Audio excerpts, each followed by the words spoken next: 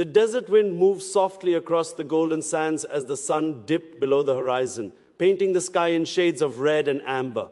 In a time when injustice ruled lands and power belonged to the cruel, a child was born who would one day change history not just with a sword, but with faith, mercy, and unshakable character.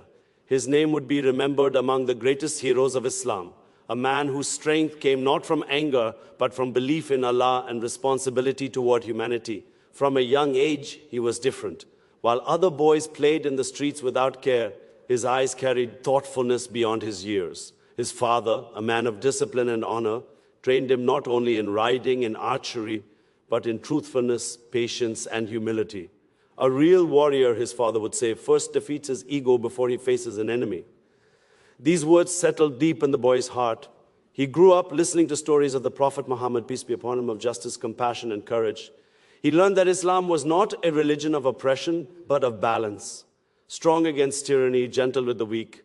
He memorized verses of the Quran that spoke of standing firm for justice, even if it is against oneself. These teachings shaped his soul. As he grew older, the world around him darkened. Oppressors took lands, rulers lived in luxury while the poor starved, and fear spread among ordinary people. He saw children without homes, elders without care, and families separated by war. His heart ached, but he did not allow anger to blind him. Instead, he turned to prayer at night, asking Allah to make him a source of relief for the suffering. Years passed, and he became known not for his strength alone, but for his character. Soldiers respected him, scholars admired him, and the poor prayed for him. He would walk through markets without guards, listening to the complaints of ordinary people. If a widow needed food, he carried it himself. If a child cried, he stopped to comfort them. He believed leadership was service, not privilege. Then came the time of great trial. A powerful enemy army advanced, known for cruelty and destruction. Cities fell one after another. Fear spread like wildfire. Leaders argued, some wanting surrender, others seeking personal gain. But he stood firm. He gathered his people and reminded them that victory does not come from numbers, but from faith, unity, and justice. Before battle, he did not boast. Instead, he wept in prayer. His forehead touched the ground as he asked Allah for help, not for glory, but to protect the innocent. His army saw this humility and their faith increased. They knew they followed not just a commander, but a man of Allah. The battlefield was fierce. Dust covered the sky, and the clash of swords echoed like thunder. Yet even in war, he forbade harming civilians, children, or places of worship. We fight oppression, not humanity, he said. His discipline amazed even his enemies. Against all odds, victory came. The city that had suffered under tyranny was freed. People expected revenge, but what they saw shocked them. He declared safety for the defeated. No homes were burned, no innocent blood spilled. Former enemies were given protection. His mercy conquered hearts more than his army conquered land. An old woman once approached him, unaware of who he was, and complained about the ruler of the land, saying he should do more for the poor. Instead of punishing her, he listened quietly and later increased aid to her area. This was the measure of his greatness. Despite power, his life remained simple. His clothes were plain, his food modest. When asked why he did not live like a king, he replied, "How can I rest in comfort while my ummah suffers?" At night, he walked the streets to see if anyone needed help. Many times, he was found carrying sacks of flour on his own back.